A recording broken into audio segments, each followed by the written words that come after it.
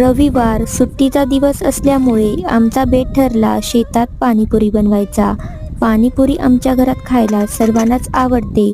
पाणीपुरीसाठी लागणारं सर्व साहित्य मी घेऊन आले, पण सर्वात महत्त्वाची गोष्ट घरी विसरले. काय विसरले ते तुम्हाला पुढे कळेलच. तर कुकरमध्ये आलू, वाटाणे उकडायला घातले. कुकरला सिटी येईपर्यंत इकडे मी तिखट, आंबट, गोड, चिंचेचं पाणी एकत्र बनवलं. काय विसरले मी घरी, तर ते हेच काळं मीठ विसरले.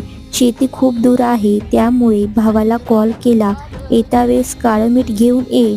जेव्हा त्यांनी आणलं तेव्हा मी टाकलं, पण व्हिडिओमध्ये दाखवलंच नाही. ताई रिकामी बसलेली होती, तिला पण काम लावलं.